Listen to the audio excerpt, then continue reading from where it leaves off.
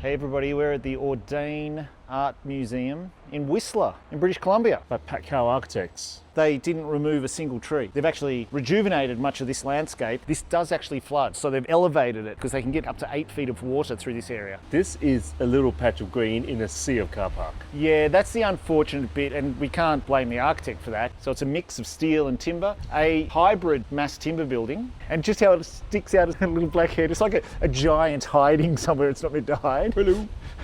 The black really accentuates the green, doesn't it? Yeah.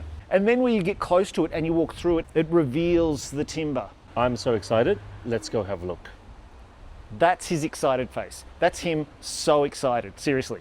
The main entry's on the right side, but you've got this amphitheatre where they have performances with all this natural light cascading down. Look at this beautiful hemlock lining. And instead of just putting these horizontal lines because of the maximum length of these bits of timber, they've really thought about it. So they've actually staggered that downwards so it follows this landscape that is the amphitheatre. That bridge right above you, that's like looking through a TV. It frames the greenery. They haven't overcomplicated the screen. The screen that goes over the glass just slides in so nicely. This is just glue lamb on its side.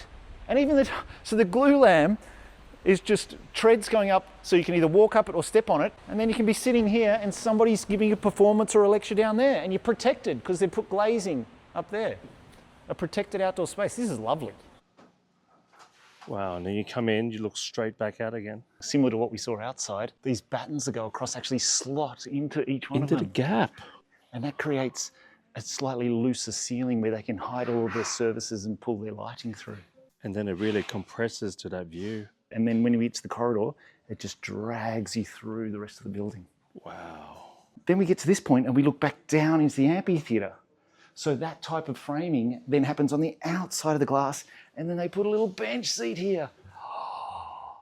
The framing sunk into the floor, so we're getting that out of the way of the view. The glass goes up into the ceiling, so they've had to have these joints, but you can tell they're trying to get as much of the framing out of the way as possible. You get those two end grains going past each other, and goes up, more ceiling across, and that creates this gap. Those are spaced exactly this dimension. The dimension of the lumber has dictated so much of the aesthetics of this building. Lofty height of natural light, but your space is defined by these battens. The gallery space is beautiful, no natural light, so that the curators can control it. But then you get orientated back to the landscape. Exactly, you come out of those and then you're like, oh, this is where I am. Then you go back into the next gallery space with a mixture of great First Nations art, contemporary art. The contrasts here are very clever.